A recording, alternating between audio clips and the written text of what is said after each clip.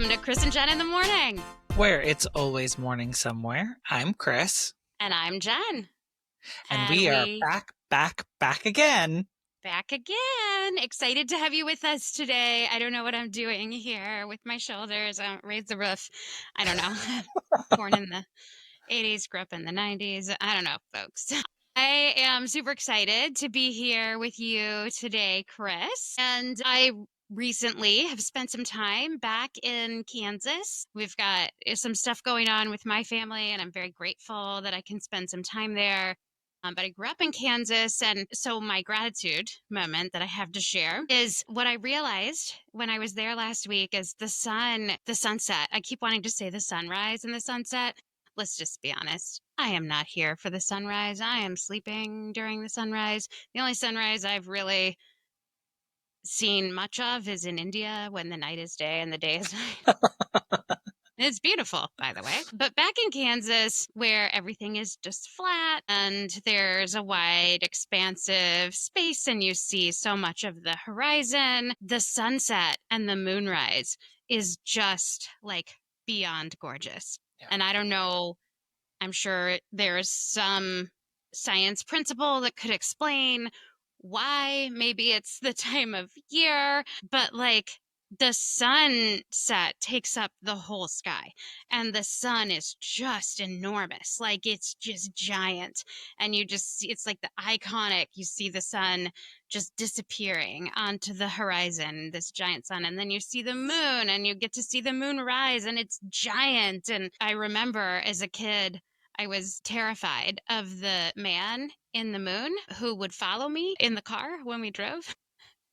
Mine's like cry. Mom, the moon is following me, the man in the moon. I know, a little crazy. But you can see like the face of the moon. You can see like it just, so clearly. All of that. Maybe it has to do with how Kansas is like central to the continent. I have no idea actually, but I love hearing you try to figure it out, though. It's very it's like I'm all over the place. What I'm grateful for is the beauty of the sunset and the moonrise and just those moments where you just go, wow, like stop and look. And my family and we were talking about this like every single day. We would be sitting in the living room in front of the huge picture window going, oh my goodness, look out at the moon. And everybody would crowd around the window and we would all look out at the moon. And, we'd be driving on the way home from the hospital and like, oh my gosh, look at the sunset and look how many colors there are in the sky and look at the sun as it's going down. And I took my camera with me. So my intention was to like take photos. I didn't, like I was driving, I didn't find the space for that. But, you had other things going on. Yeah. But spending some time going back, I'll have to find a spot and take some photos and get to enjoy it. Well, growing up there, I guess I just took it for granted. But I just have a lot of gratitude for those little moments in the day that kind of recenter you and bring you back to the beauty. Yeah. Just sort of make you exhale and go, wow, like,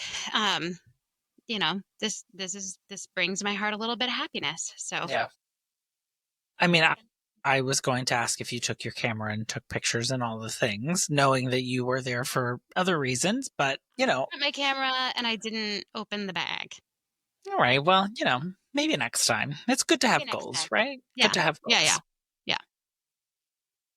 I love that. And I'm a little freaked out by the man in the moon that follows you. And I do think that may require a couple of sessions. You have to be in Kansas. I mean, the moon is so big and you're driving and everything else, all the scenery changes, but it looks like the moon is going with you and you can really see the face of the moon and okay. It looks like a man on the moon. And so I really was terrified. I remember being very distraught and in tears. Mom, the man on the moon is following me. I feel like I know you don't like suspenseful there's psychological thriller stories, but maybe with the right author, you could tell a really riveting story. Just an idea, just something to think about. Okay, so my gratitude moment is I live, as you know, here in New York City, and I take public transportation just about everywhere I go. Very rarely do I take an Uber. And I will say, I feel like people who work for the Mass Transit Association or whatever they're called, MTA, are very undervalued. Like they're the people who keep us moving. They're the people who are dealing with people who are at their best and people who are at their worst. I had a company function late this week and found myself on a subway train at like midnight. And although I was very frustrated and irritated that I had to wait like 15 minutes for a train, I will say, like, at that time of night, these people are still working. They are still showing up. They are still keeping the trains going. And dealing with all of the people who are on the trains at any time of day. So I So what kind of I person is riding the train at midnight? I mean, all come right, on. watch out. It was me. So I mean, I don't consider myself a shady person, but I don't know, depending on, what's happening. Anyways, I just so appreciate living someplace where we have the ability to use public transportation, and knowing that there are individuals who do show up and do their job even whenever it's not great, when there's not a lot of people who express gratitude for their contributions. I truly, truly appreciate it. Honestly, it's one of the reasons why I love living here. I don't sit in traffic. I mean, rarely do I sit in traffic anymore. I'm happy about that. It used to drive me crazy when I lived in Texas to sit in traffic because I'm just like, what is happening? And you're reducing your carbon footprint, saving the Exactly. earth. Refer to Exactly. my aforesung song about driving Miss Daisy, Yes. Yeah. which I will refrain from singing again for you now. Thank you. But yeah, so I'm appreciative of the MTA workers. I'm appreciative of the people who keep keep the people of the city moving because we need them. And I know you don't hear it a lot, but thank you. And if any of you watch this, thank you. Thank you for all that you do for this city. We love it. You're saving Yep, the earth. that's right. Well, awesome. And I am excited today to have a conversation with you about strengths. We're going to talk about strengths. And when we talk about strengths, oftentimes you and I come from growing up in the corporate world, and like this is something, being in HR and me spending much of my time in talent acquisition, like, the age old interview question, tell me about your strengths Yeah, and tell me about your weaknesses. But we want to talk about strengths just in the broader sense. yeah, So, Chris and I don't want to speak for you, but I think we both believe that there are things that make all of us very, there are things we are innately good at that all of us uniquely bring to yeah, the table, and how we understand ourselves and our strengths and then figure out how to lean into those, I think has a huge impact not only on how good we feel about the outcome of how we're spending our time, but also about how much we actually enjoy the things that we invest time in, yeah, whether it's at work, whether it's at home, whether it's with friends, whether it's like in a volunteer setting or on the PTA or whatever the situation may be. We just kind of want to talk about strengths in our lives and understanding those and how they show up and how we show up with those today. So, Chris, my first question for you is, how do you feel when someone asks you to talk about your strengths? Uh, I mean, even as we were discussing the planning for this episode, my mind always goes to the work setting. Like, what are my strengths within work? I don't really think beyond that. As we were prepping, I did try to expand beyond how I show up at work. I do think there's part of me that whenever people ask me about my strengths, I innately go to my ability to connect with people. To me, if I wasn't in the job that I currently had, I know I would still be in a role that would like be in service of people, to understand them, to find ways to help connect them and find ways to make them feel valued and like, you know, encouraged within the spaces that they work. But I also think even within my friendships, it's like showing up for them and trying to be in service of them. Not saying like that I only look at my friendships like in how I can service or help them, but like I want genuine connections with people. I want people who are going to be real with me. I want people who are going to hold me accountable. I want people who are going to take counter perspectives and challenge the way that I think, because to me that is what helps build strengths, is your ability to think beyond. And I am not so naive to think that I have so many lived experiences that I can think about things from multiple different perspectives without actually having experienced them. So to me, I think part when people talk about strengths, I generally tend to skew towards work, but what I have found is that it in my day-to-day life, it also is real that my ability to connect with people, I think is truly the foundation of what my strengths are and what I look for in anything that I do. Yeah. Do you feel comfortable talking about your strengths? I think Because, now that I better understand them, yes. I think once upon a time I didn't. yeah, because I asked you, how do you feel when somebody asks you about your strengths? And you told me all about what you thought. Yeah. You Yeah, didn't yeah. you didn't actually tell me how you feel about when somebody asks you to talk about your strengths. Yeah. So I think for me, the idea of what I feel about my strengths again ties into like the value that I think I I want to engage with someone with. And so if they walk away feeling good, heard, challenged, like whatever they're looking for, if that's what they get from an interaction with me, then I feel like I have shown up for them in a way that they've wanted me to.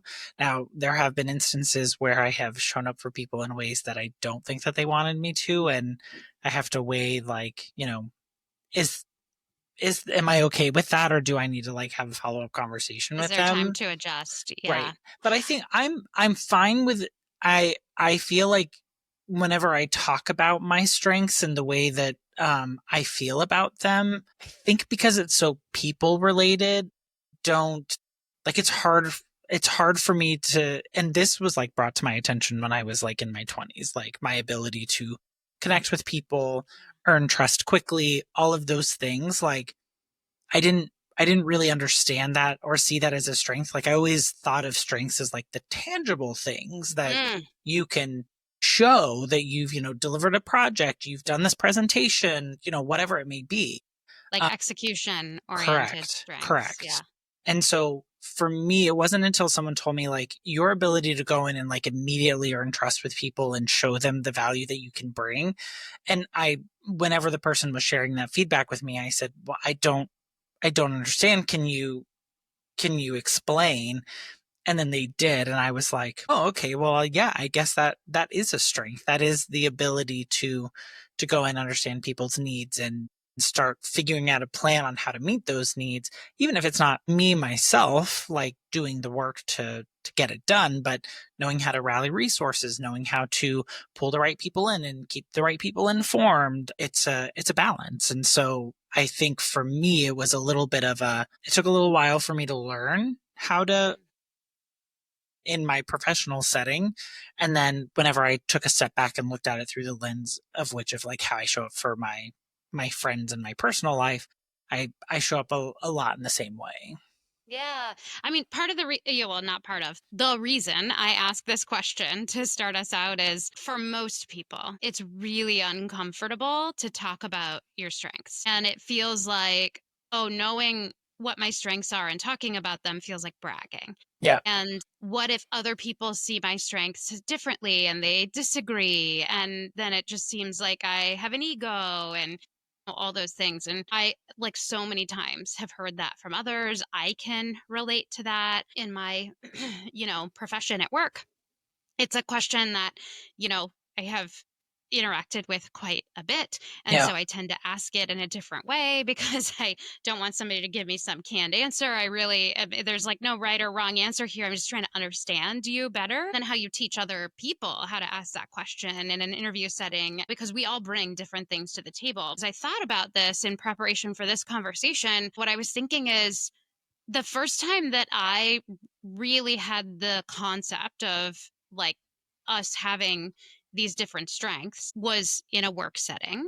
I actually took the Strength Finders assessment, and I know, different people have different mixed feelings about this, but I Yeah. loved this assessment because for two reasons. So one, it gave words to the things the feelings I had inside that I did not know how to give words to. Even things like, the first time I took it, competition came out as one of my top five strengths. Second time I took it, 15 years later, competition was not one of my top five, but I guarantee you it's still one of my top 10 You because competitive? Wow. I know it's shocking. But it's not surprising that that would come out for me, and especially early, very early career, Yeah. where I'm trying to push and drive but there was something in there that I very clearly remember where it talked about describing this strength, and it talked about how, if you probably find yourself driving down the highway, um, thinking about the car next to you. Oh, they're beating me. And I was like, oh my gosh, like I'm not alone. This is a thing, this is normal for people that have this strength. And also, like, that was one of those embarrassing things that you would think and you would never say out loud, not like one of those things that would be talked about as a part of describing something that you're really good at. And so for me, also growing up, those things that came out as my strengths in that assessment were often things that were not really talked about as positive things Yeah. for me growing up. A lot of the things I saw in my report card, about, things that the teachers maybe wanted me to stop doing, those kinds of things were, strengths of mine. And so, really, for me, and in the context of strength finders, it's really important to note that they really talk about there are no bad strengths to have. Rounded, well adjusted teams, whether they're at work, whether they're at home, whether they're at school, whether it's friend groups, when you are partnered up with somebody as a life partner in a family setting, you need groups of people that have all different strengths because no one can be good at all Yeah. things. And having that well rounded group just really helps to provide better outcomes, and you can lean on people and you're not constantly clashing heads. I once had a therapist early, like I think in our first year of marriage, I went to some marriage counseling and separately, and I paid her to tell me, Jen, if you married somebody that was just like you guys would scratch each other's eyeballs out and like have killed each other by now. And she's so right. Like, we complement each other so well. And I think that is something that's really important. But if you don't understand your strengths or the strengths of the others around you, then you can't really play into that, which is, I think, why we want to talk about that today. But back to like how we feel about them, I think what I want is for us to start normalizing being able to talk about our strengths as like a positive thing. There are no bad strengths to have, and the strengths you bring to the table are positive, and it's not bad to understand them and to figure out how to lean into them and to understand other people's strengths and figure out how to lean into those. Yeah, I do think like in the context of what you're talking about, like I think the reason I feel more comfortable with mine, like once I was made aware of them, I think was like part one. But I think part two is also being able to tell your story in a way that it's a story and not like a bragging type way. So something that like feels authentic to the contributions that you bring, whether that's to your friend group, whether that's to the work group, like whatever that may be, finding a way to ground it in things that are real, like that aren't just like me throwing out these grandiose statements, but like the tangible things that I can, which again, like I struggled with because I felt like the skills that I was bringing was not, um, were not the tangibly measured things. Yeah. It wasn't until someone explained to me, well, you realize like this number is lower than it's ever been since we've had you in this role. Like it just had never really, the dots had never really connected themselves for me. And sometimes you need people who will help like see things from a different perspective and bring it to your attention. But I do think like I totally hear what you're saying about this feeling of like, well, I don't want to brag. I don't want to make it feel like I've contributed more than I've actually done. Like, no, maybe your role within your team is to be that cheerleader, is to be the Yeah. person that keeps the excitement and the energy up and going, because that's a very unique skill set that not a lot of people have. Yeah, absolutely. I think in at least for me growing up in school, a lot of those execution oriented strengths are the ones that get celebrated and the ones that get taught and the ones that get focused on. And it's not necessarily a well-rounded system. And so I think this is something that if we start talking about this, you know, at a young age and helping people understand like emotions and, me being a competitive person, there's no like ranking. There's no like rank order of what the best strengths are. They're just our strengths and everybody has them, Yeah. and we all have some different combination of them. Even if we had the exact same strengths, we would show up differently because we would apply them differently. Right. It's not a good or a bad thing, it just is a thing that has no judgment value assigned. And the more that you understand them, the more you can play to them. And so this takes me to why is it important to understand your strengths? And I certainly have thoughts on this, but I just want to stop and ask you, like, what are your thoughts, Chris, on why it's important to understand what your strengths are?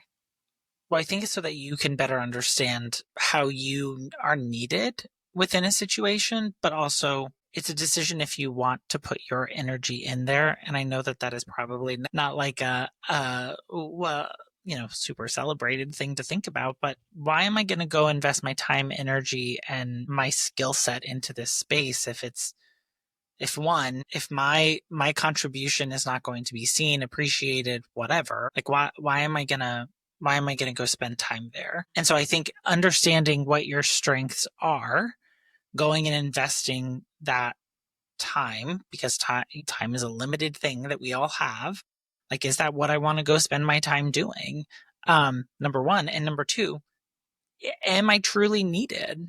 Like, if you need someone who can create a very pretty picture that looks realistic and all of the things, I am probably not the person that you want to pull into that situation, because that is not where my strengths are. However, I am happy to engage in the conversation of here's what I could bring and here's what I can help the team with, and I'm happy to contribute in those ways. But I also think like it's not like you said, everyone has strengths and they're all important and they're all needed. But I also think knowing how to apply your strengths is really important. And to be able to do that, you have to understand where your strengths are and how you can apply them um, in a really Yeah. meaningful way. I was just Googling, if you saw my Google face. What I was looking for while you were so eloquently explaining that is there's a percentage that was done in a study. I think it might have been Yale or Harvard or I don't know, something like that, where they actually looked at if you invest time in developing your strengths, things that you are innately good at, versus investing time to develop areas of weakness, things that are not your strength. If you took the same amount of time, you would exponentially improve your strengths over your weaknesses because you already have this innate skill in that area. So, smaller amount of time invested to develop it creates exponentially faster growth Yeah. of that skill. And I don't know, I'll find before we post this, Ace will flash it up on the screen or something. But there's there's actual study. It's science, folks. There's actual study done that showed how much more effective it is to invest time in strengthening those things that you are innately good at. It doesn't mean that we shouldn't invest time in things that you kind of have to do in order to just manage. So you can't just be like, well, I'm terrible at time management, so I'm going to show up late always, all the time. Like, that is something that is not a strength of mine. Spatial reasoning is not a strength of mine. We still have to walk down the street without, hitting walls or so there are things that The you do fact that have. you think there are walls on streets is just a little bit concerning, but we will go with it. You get my point. Point well taken. Yeah, I agree. But I do think that there is I think it's interesting because especially in the work setting, I think we over index on what are opportunities and how do we build upon Yeah. those? I mean, I've experienced this more with kind of the larger company corporate setting versus like small, fast growing companies. Because when you're in that small, fast growing phase, you tend to not focus on what the weaknesses are, but really just like, how do we understand what we're good at and like play to that and move Yeah. forward? And roughly right is like a way of life, because how can you grow at such a rapid pace if, you're over indexing on perfect and that doesn't matter? And so it just becomes a mindset in my experience. But when you have those companies that are more in that steady state phase, and so they have a little more time to, just focus on more stuff. Yeah. And, you tend to kind of over index on the weaknesses part and how you're going to shore those up. And it's like well, in any review, you have to give weaknesses and we have to talk about those things that you're going to fix, because you Yeah. should constantly, Jack Welch, 1% better every day. And it's like, I do believe in always getting better, but that doesn't mean you have to be weak in order to constantly be getting better. Yeah. Also, it's like, I ran into this. Well, don't be a perfectionist, but also like, I'm going to sit here and tell you about the things you need to fix. And to me, that is like very much a mixed message. And I Yeah. get that I tend to be very literal, but it's like, I mean, don't sit here and talk about the things that I should do better and then tell me that like I shouldn't feel bad that I let you down. Like, I don't know. But I do think I think that's the struggle you go through, right? Even through, like we talk about in the work setting, but you also Yeah. see it in school, like just Yeah. as you were explaining, like, Hey, you got a B, but it's not an A. right, right. Could have Or been better. they're grading you on your ability to interact with your peers, your ability to speak up, your ability to show up. Like, I think they're all things that in a certain perspective, yes, like you need to be able to be a well functioning human and have to learn like the basics or the bases of these things. But I don't think that innately means that if you're bad at one, like that's where you now have to go spend all of your time trying to get better because Yeah. I mean, I is think it? that there is value in like a general base of education, but then that's where Yes. you start to get your general education and then specialize. I am not going to use my time, volunteer, work, hobby, whatever, trying to be an expert at history, because it's never going to be a strength of mine. But I will tell you that I will always rely on the people that I know who the people are in my life where that is a strength. And I will always rely on them and seek Yeah. their perspective, because I understand it's important. So why am I going to invest my time trying to be more than, I wouldn't even call myself moderately good in that area. Like, why am I going to invest my time in that? Because I'm not going to get much of a return out of it. And I think for me, that was a real eye opening understanding that, like, it's okay to understand what you're good at and then invest your time in that. What I find is that when I do invest my time developing things that are my strengths, I enjoy that more instead of the things I think I should be focusing on. But also, like, when I spend my time in my non work life and my work life, but let's talk about non work for now. Like, when I invest my time doing things that center around my strength, I certainly get much more satisfaction and happiness out of it. Yeah. So I was telling you, as we were preparing for this, I once volunteered to organize somebody's meal train. And this was before, websites managed those kinds of things on the regular, like rallying people to sign up. Strength. Organizing and coordinating those kinds of things, not a strength. Like, time is a mystery to me always. Like, I don't, it's just, this is not, there are people that are great at this and I don't have to be. I can wish as much as I want that my alter ego Julie was like living inside me and I was like super good at this stuff, but I was very stressed out in helping this person. And so I didn't get to really enjoy it. I just felt bad about it. Yeah. And it wasn't really as much of a service as it could have been because I didn't do well. So I think I, this is a part of what understanding strengths is, like, I could have offered something else that I would have gotten much more satisfaction out of. yeah, a part of me also thinks like, right, because whenever you go through something, you look back on and you're like, well, what were my opportunities to learn from? Like when you're in that kind of state, like where you feel, you're over your head, I don't have the skills, or it's really hard to do what I'm trying to do, and like, are you really in a place to learn? Is that really a place where you can No, be I in that wasn't. growth mindset? Or is it My, just like a sink or swim and I'm just yeah. trying to survive? My learning was don't volunteer for this. Right. Find somebody else and convince them to do it. Like, that's what I'm good at. Right. But I think my point being, like, even if there are learnings to be taken, because I also do believe that as you continue to grow in life and your career, like things that were once strengths are no longer applicable as you Yeah. continue to grow. So Well, so the example that I have is I was once given the feedback that I was very detail oriented, which like, yes, loved that at the beginning of my career when I was like looking at all these spreadsheets and putting together all these presentations and like I just had a well command of the data and information because I was in it for so long. But then as I've grown in my career, what I have found is like I value people who have attention to detail because now I don't. I'm not as in the data anymore. I'm not as in the story as much. And so having people who can see it and can like, oh no, we need it. This is off by a little, or this is more updated with this. Like I do appreciate that. And so now where I would say like attention to detail once upon a time was probably a strength of mine, I would say now is like, oh, I would love to have people who that is a strength of theirs, like who know that they're really I good would at that. argue, like, if you go to Strength Finders, you're not going to find attention to detail as one of the core strengths. Like, it relates back to something else.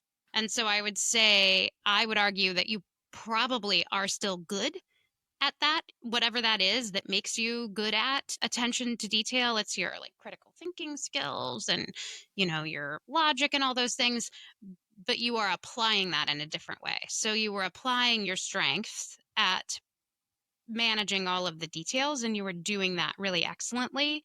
And now you are applying your strengths in different ways. Correct.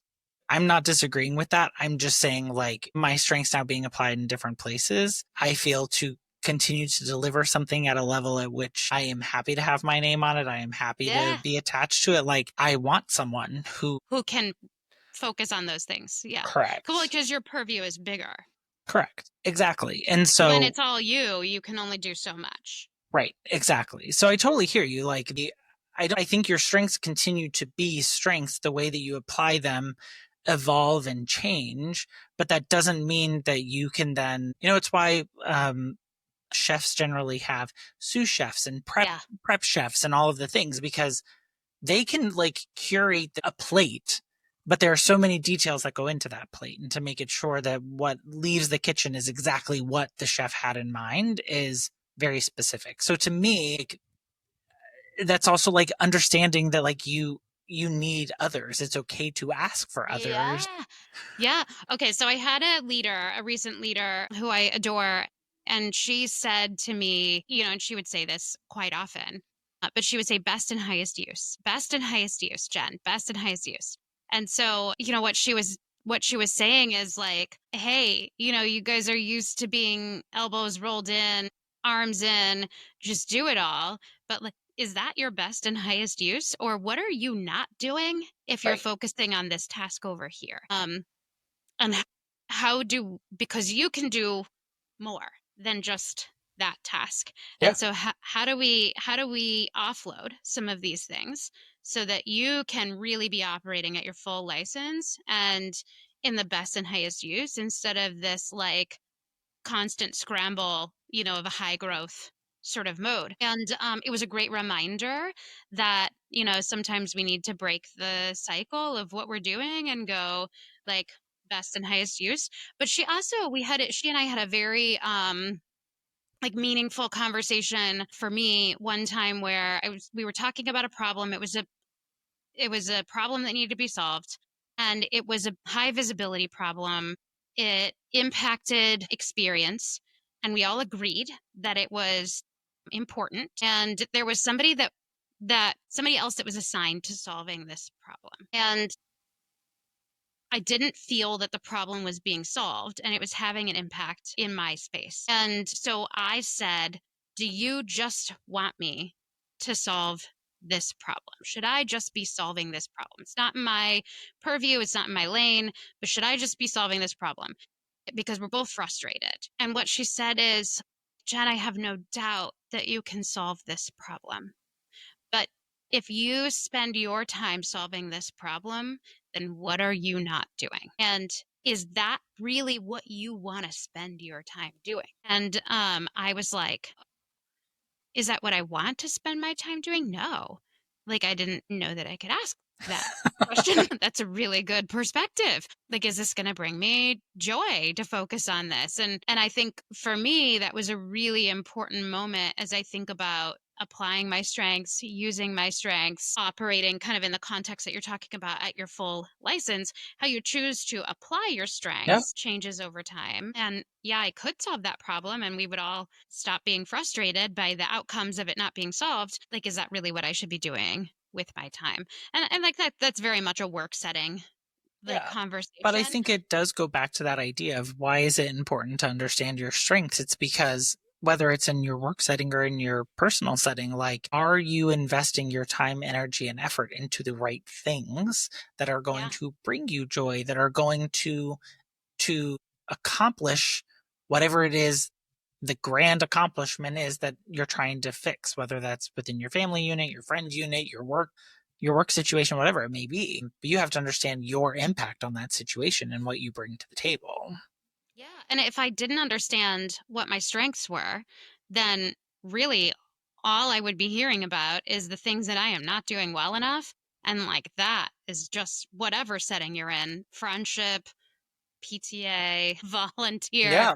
at home, at work, like that doesn't bring joy to life in general. So, Yeah. I think it's so important to be able to understand what you were good at and then practice talking about it and get to a place where you feel comfortable talking about it. I also have said this so many times, but I do believe that if you don't believe that you are capable of something or you don't show up in a way that portrays to others that you are capable of something, then why are they going to believe that you're capable? Like maybe you'll find people that will see it and believe it for you. And like, thank goodness I have had some of that throughout my life because it's, given me some strength and taught me that it's, okay to be able to talk about what you're good at. Um, but confident people get ahead. It's not necessarily capable people that get ahead. You and I both know that. It's confident people. Yeah. And so there's a difference between confidence and ego. And I think being able to understand your strengths and then be able to feel confident in them is so important because um, it inspires confidence in others. Yeah. So then, in instances, whenever people inform you of weaknesses or areas of opportunities, like in those moments, do you feel weak? Do you feel challenged? Do you feel like what is. I personally don't like the equivalation of areas of opportunities or weaknesses meaning that you are weak. I don't think that is a fair I don't like the equivalent. vernacular. I do not think that having weaknesses makes you weak. I think every single we all know that we all have weaknesses. No one can be great at all things. The way that I used to ask this question when I would interview people is like, tell me what I should not count on you for. Ooh, that's a good way to ask that question. Because like you don't want me to count on you for things that you're like nobody wants to show up and fail or Yeah. suck or not be enough, right? And we all can't be great at all things. So like tell me what I should not count on you for. And if what you're saying is a big part of what this job is, like you and I have to have a different conversation. But like you know what I shouldn't count on you for, so let's just talk about it. Because there's things that people should not be counting on me for, and let me tell you, you should not be counting on me to manage time. That's number one. First and foremost. I'm never gonna be good at that. And once I started to accept it, then I was able to start going, okay, but I also understand it's rude to be late. Yeah. So how do I, and I have improved, even though I am, it's still late if you're like 2 minutes late, but like, or 4 minutes as I was this morning, but like, I'm not 20 minutes late. I'm improving. No, I don't disagree. And I think what's interesting is I feel like this comes up more in our professional settings because like how many times do you involve like do you have performance reviews with your friends? Let's talk about how our friendship is going. No, but No. you know what? I know what my friends are good at innately. because I go to them for the things that they're good at. I Right. rely on them for the things that they are good at. At home, I think, my husband and I understand where each other's strengths are. And without having to, after 21 years, you kind of better understand some of that. And without having to really think so much consciously about that, we understand in a situation where the stakes are higher, or even when somebody is struggling with something or whatever, like we know what each other's strengths are and where to rely on each other. And I think that's so important. I do think we do more of that in our everyday lives than we realize. We just don't talk about it. Um, which is interesting because we certainly have become a culture where we talk about it a lot at work. In my jaded view, you know how I feel about performance reviews. I've already said it. Cue the short. You have very, very, very strong Strong opinions there. feelings about that. But like I feel like what we've done is we have to justify how we differentiate pay. So we've got to start rating people and talking about what they're good at and not good at, and giving them a number to assign to themselves. And that's how we justify how we give raises differently. And it's just become the norm. And I don't know, I guess I just see things. I'm not saying all effort is equal. I'm not saying all those things, but I just see things a little bit differently. I do think though that in our personal lives, like it's a choice of engagement, right? Like where in work, it's like a necessity. Like I need a job. I have bills to pay. I think there is a difference. I think where the difference between like a good friend and a friend is like when expectation did not meet delivery, I'm willing to engage in a conversation with you about that and say, hey, this really wasn't what I was expecting, or I was hoping something different, or, whatever the case may be, depending on like what your perspective is. To me, that's more high stakes than work because Yeah. like you as a person, you're my friend. I want to spend time with you. I don't know that I can think of having those conversations in a friend setting. That's something I'm gonna have to think about. No, I but would say, I mean, we've had them, right? Like in the times when you're like, I'm so sorry that I'm late. Like you oh yeah, feel compelled to apologize because you know, to me, time is important. Like and I know that you're not flippantly just blowing me off and whatever. But I yeah, think yeah. It's whether true. it's like a cognizant, I think within a work setting, you feel obligated to engage in the conversation because it is tied to your performance, it's tied to your pay, it's tied to your Yeah, bonus, like all of those things. Wherein your friendship, like if you value somebody's friendship and what they bring to the table and what they bring to your life, like it's to me more higher stakes because I don't want to lose you as a friend. You're someone important to me and I yeah. value what we have, but I also like we're not This drives paying me each nuts. other to hang out. Yeah, We're not like yeah. so. I just think like in the idea, and then some in some points it's like I don't care. Like I don't care that you're late. I don't care that you're like whatever. Like the fact that we're still just spending time together is what's important to me. Now, if you blew And me off, that would be different. I think we adjust expectations better outside of work, Yeah. because we're not expecting people to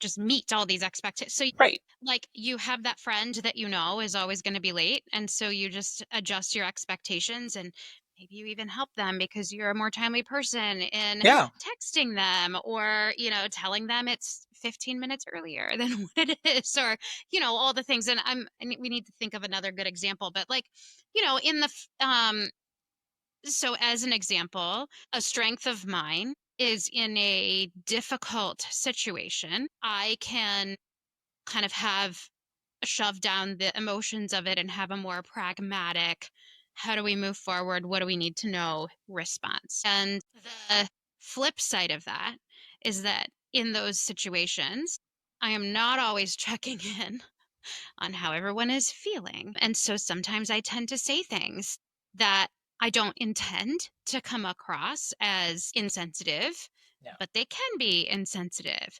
And so, as I was coordinating with my sisters during this family situation, it's like I'm playing the role that I have of, okay, let's understand what's going on. Let's figure out how we're going to move forward. Let's have these conversations and get people the information that they need to know. But then I'm getting gently reminded, like, you can't say that, Jen. Like, hold on, you've gone a little too into the pragmatic, no feelings. You Yeah. need to think about how this is going to land.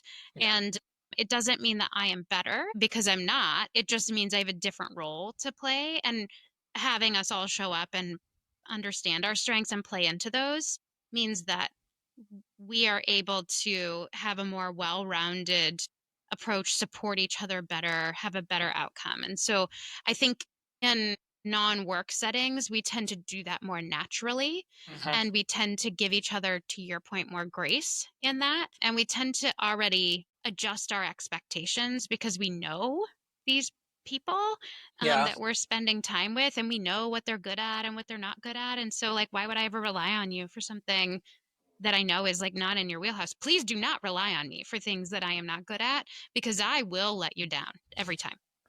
Part of me, as we're having this conversation, because I go back to last year when I was helping pack up my parents' home, um, and I very much so took more of an approach of like command and control within the situation. Like lots of emotions. We're going through things of 30 plus years of marriage, trying to parcel it out, figure out what's going where, who we need to talk to about what.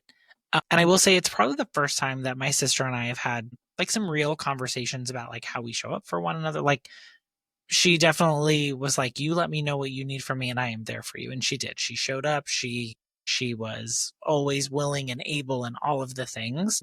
And I think in that situation, I think what I learned a lot about myself through her eyes, and whether she was doing this intentionally or not, was that I can sometimes come across as like very direct and very command and control of the situation. Like I want like you say something to me and I'm asking like, what did they say? How did they say it? What's the recommendation? And I go down the laundry list, and how I say it comes across as if like I could be maybe speaking down to her or not, which is never my intent by any stretch of the imagination. And so like I think that was her way of giving me the feedback of, you know, I want to do all of these things. I want to be here for you, but I don't have the same brain that you have. I don't think about a problem in the same ways that you do. And so just be patient with me. And so I think like we fall into rhythms with people who are our family, who are our close friends and friends of a long time, that does have a little bit of ebb and flow that makes it feel more natural. And maybe if you're not like cognizant thinking about it, or, looking back and reflecting on things, you may not think about that. You may not look at the situation and be like, I could show up differently based on the things that they said to me. I don't know, just very, very interesting as you were reflecting on your experience as of late. Like, yeah, Yeah, and I think I I've think gotten it's similar feedback. I think it's really important to reflect on those things, because if I know that that is, you know, if I know what my strengths are and I know what my strengths are not, then I can be more aware going into the situation that, you know, I'm not going to be thinking about how everybody feels, but that's important to me. How people feel is important to me, but I'm going to be focused on something else. And so what do I need to ask for? What do I need to do? How do I need to accommodate that so that I still feel good about the outcome Yeah. that happens? Because it's not that I don't care. It's like my strength is just in a different place and it's being used and it's Yeah. being relied on, right? But like, all of the pieces make up the well-rounded whole. Right. Well, and I think even us going through this experience together, like the podcasting journey, but also I think getting a little bit more closer glimpse of each other's lives, like I appreciate that you have brought a perspective to me. Like when you just said what you did, like, well, for me, it's not an innate thing to think about how people are feeling. I'm thinking about like the execution or the, what needs to be done, what needs to be said, what like moving the thing along. I would say I probably over index in the feelings perspective of things because I don't want people to feel left out. I don't want them to feel a certain way. So when my sister says that like I've made her feel a certain way, like I then like I'm like, oh my gosh, that's not at all what I wanted to do. Like it kind of sends me into that spiral. Well, But you were kind of standing in a role that like isn't, not that you're not good at it, but that isn't like playing to your utmost strength of right. thinking about how people are feeling. And so what were And you not able to do? right. Well, and then I even had to stuff my own feelings down in that in that very specific situation. But I think it is one of those things that when you have people who are complements to your style, things can still get done and you can be aware of things that are not innately in you to default to check in and see. But if you have a trusted advisor or someone who you trust with their perspective, they can be sharing that to help you make informed decisions on how to better show up or how like things to say or different ways to say things. I don't know. It just I feel like I have learned a lot just by you being so open and sharing the way that you see and problem solve. Because although I think we are very similar in many ways, I think we're also very different in many Different. ways. Yeah. Yeah. And I think I love that about the, you know, what we're doing and how we have come together to really work together. Because I do think that we have different strengths, and stylistically you and I are much more similar from like a communication style than like aces, for example. So sometimes I'm just terrified that we overwhelm in our expressive nature. But I do think when we all three show up and talk about something and share our different perspectives and we're all able to really listen and hear each other, what comes out of it is something better. Yeah. I so appreciate and value that. Being in this space where we trust each other enough, we value each other enough to know like we all have the best interests, we're all invested in this, none of us are perfect. I have shown up and I didn't do my homework. We will We figure learn it from out. that and try to show up better. We don't have to be perfect in order to be good as a working team together, I think. Right. I do really value and appreciate that. And I think that ability to be vulnerable with each other so that we really can understand each other better, which is something that like was so foreign to me because you're just supposed to have it zipped up all the time, right? Like, don't let them see your weaknesses. Right. Well, I mean, what's that saying? Like water off a duck's back. Like you're just supposed to like keep moving. Like it's not supposed to knock you off. You're supposed to have your direction forward and you keep moving in that direction. And Make it I look easy, even when right, it's hard, let the duck feet tread underwater, but right, keep it still on top. Very much. And when that happens, you just don't like, there's this false sort of expectation that you set where like you're not supposed to struggle and everybody's just got it all buttoned up and oh my gosh, well if they've got it buttoned up over there, then I should have it all buttoned up over here. And that's, I think, when you start to fixate on all of the things that are your weaknesses that whereas if we're spending time going, man, like this is actually probably a really good exercise for us to do together as a team, like what really are our strengths and how do we figure out how to rely on those, not that we're just dividing up responsibility, but the better that we can understand that, like the more fun we can have right. doing this work together. Yeah. Agreed. Now we are in a like this is a passion project that the three of us are doing together, but like within friend groups, I think very much so also within organizational hierarchy, jealousy comes to the picture. It And does. so I know that I have personally been in instances where jealousy has come into play for like certain people getting promoted before others, that not feeling good. But I've also been in places where I've been in friend groups where it seems like some people are progressing, whether it be in their lives or in their careers, at a different pace than other people. And so that creates like a weird dynamic within the group. Like, I guess, how do you how do you take that step back Yeah. and You know, one of separate? one of the things that I am really jealous of is I have some friends who are really good at spatial reasoning. And so they can take a space and place things in a way that just looks very like appealing and it makes a lot of sense. And I wish I could do that because I appreciate a space that looks like that.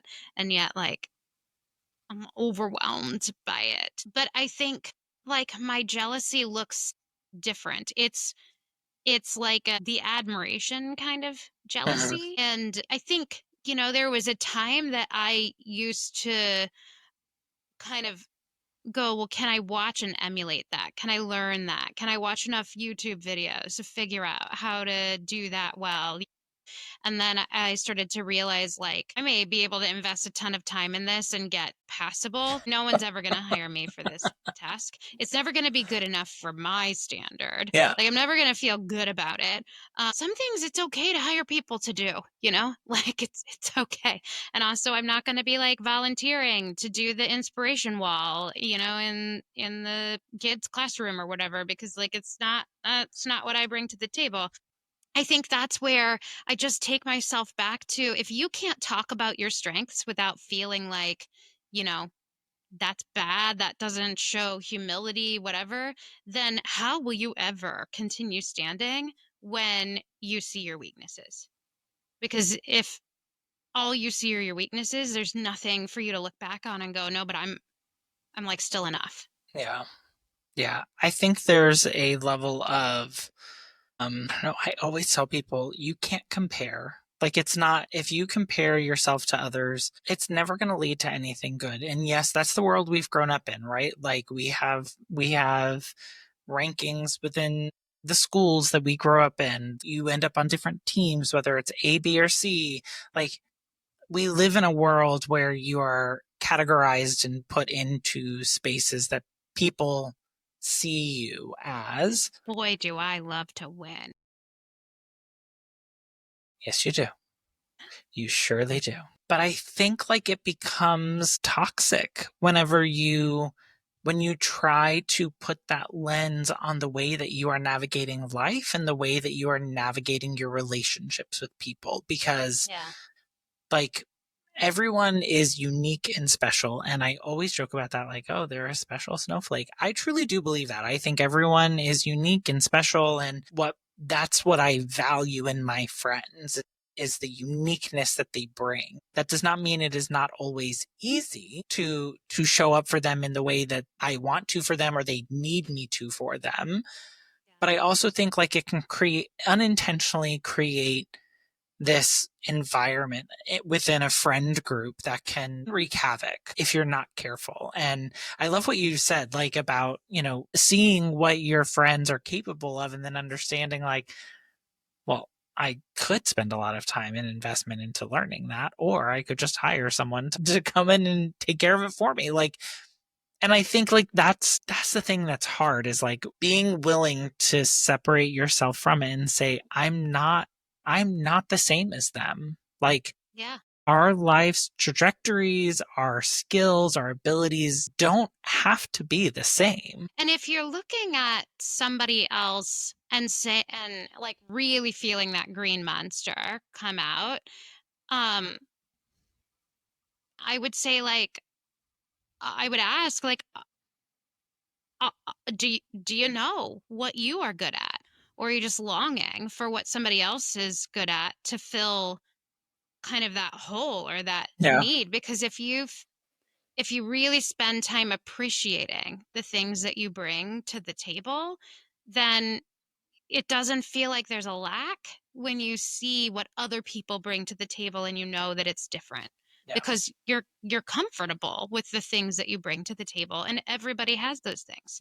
And I do, you know, I'm back to like, I do think that, you know, the way that, you know, we grew up in school, it lends itself to a certain suite of strengths and not to others. I think, you know, that's kind of the beauty of Montessori school and, you know, some other thoughts around education. You know, everybody has things they bring to the table. Now, the question is whether you're going to lean into those and choose to invest time in strengthening those. I mean, there are varying degrees of, of practicing and leaning Yeah. into your strengths. Just because there's some, like, I have always wanted to be able to sit down at the piano and just make beautiful music come out of it.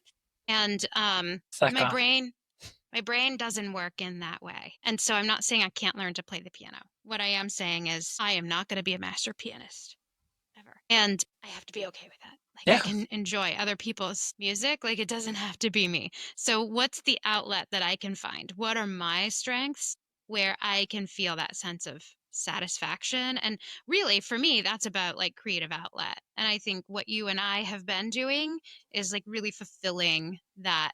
Everybody has this. I do believe. I've read this, I can't remember where, but I believe it. Everybody has this need uh, to express creativity. It is at our core, it's a part of the human experience, but we all express it in different ways. We all have different strengths. And I think Yeah. you and I were talking about, you used to think about creativity specifically in like this very like narrow art sort of lens. Yeah. And creativity is really so much more than that. And if we're suppressing that creativity within ourselves because we don't understand like where our strengths lie or how to express that, then I do think we start to feel, jealous at other people's ability to express that or, find that outlet. And we just feel like we can't be enough. Yeah. So with that in mind, like what would you tell your younger self? Like going through like your schooling experience was a little bit different from mine, but like what would you tell your younger self? I mean, absolutely. I would say you are enough. You've always been enough. I think it's good to be great at what you're great at, and you don't have to be great at everything, and you're enough. Lean into your strengths, like own them, love them. Yeah. And the more that you love them, that's infectious. Other people will too. And I think that's the part is like when people start to see it, they can replicate it. And we talked about this whenever we spoke about bravery. Like you have to talk about the successes, the failures, so that we can learn from them. We know where we need to tweak, where we need to make changes. And I feel like it's the same thing when it comes to this idea.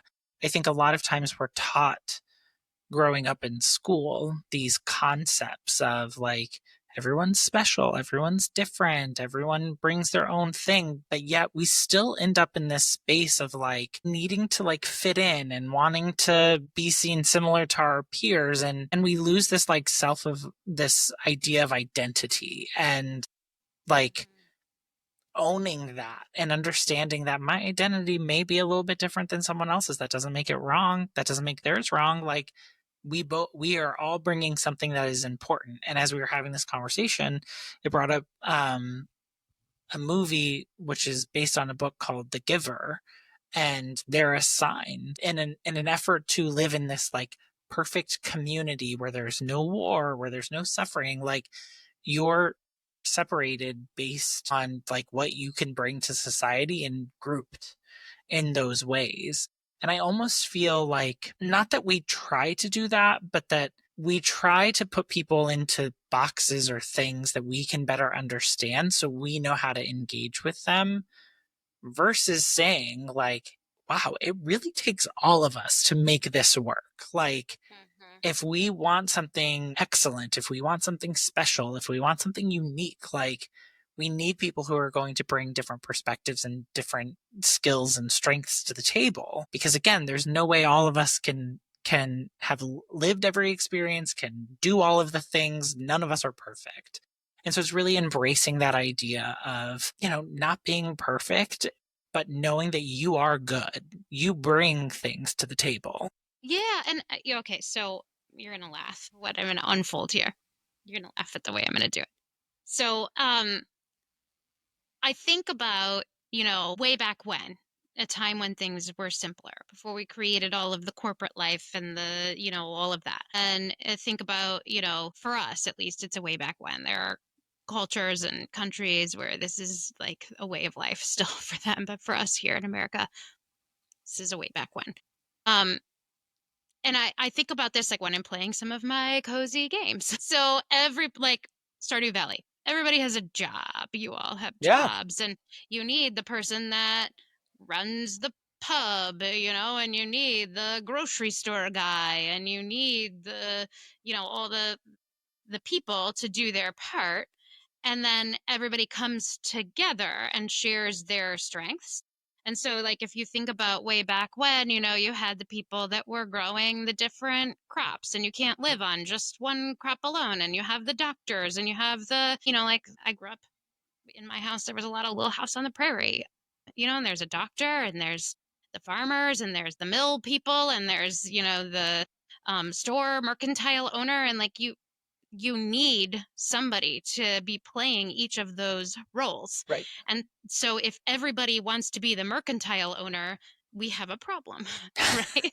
Yes. Because then who's running the mill, and who's like Right. who's farming, and how are we going to eat, and all those things. And so I do think that it is just a part of how we are built, that you can't do all the jobs. You can't be all those things. Right. And so in order for us to survive, we need to be able to rely on each other.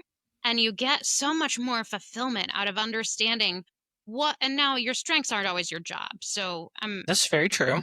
I'm relating strength. You can have the same strengths as somebody else and yet apply them in very different jobs.